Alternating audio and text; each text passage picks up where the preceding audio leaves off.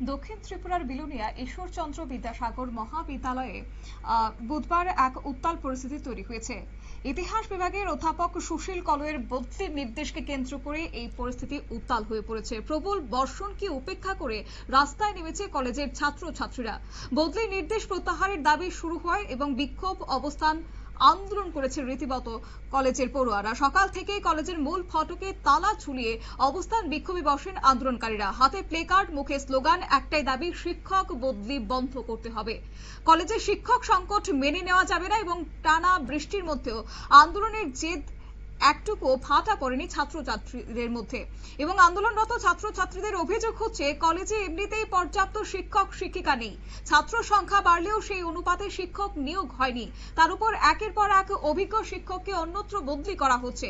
এতে পঠন পাঠন অনেকটাই ব্যাহত হচ্ছে বলেও তাদের অভিযোগ। এদিন প্রবল বৃষ্টির মধ্যে দীর্ঘক্ষণ অবস্থান বিক্ষোভ চালিয়ে যাওয়ার ফলে কয়েকজন ছাত্রছাত্রী অসুস্থ হয়ে পড়েন।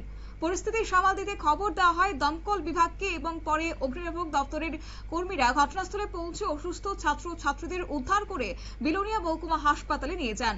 এই ঘটনাকে ঘিরে কিছু সময়ের জন্য উত্তেজনা আরো বেড়ে যায় কলেজ চত্বরে। পরিস্থিতির গুরুত্ব বুঝতে পেরে ঘটনাস্থলে পৌঁছান দক্ষিণ ত্রিপুরা জেলা শিক্ষা দপ্তরের অতিরিক্ত অধিকর্তা। তিনি আন্দোলনরত ছাত্রছাত্রীদের সঙ্গে দীর্ঘক্ষণ কথা বলেন এবং তাদের দাবি শুনেন। প্রশাসনের পক্ষ থেকে আশ্বাস দেওয়া হয়েছে ইতিহাস বিভাগের অধ্যাপক সুশীল কলয়ের বদলির নির্দেশ আপাতত স্থগিত রাখা হবে।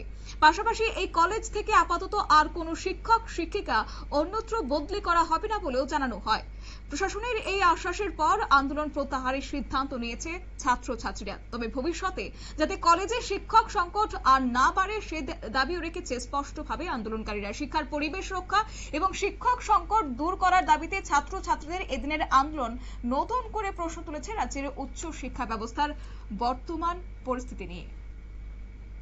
নিয়ে নিচ্ছি ছোট্ট একটি বিজ্ঞাপন বিরতির সঙ্গে থাকুন।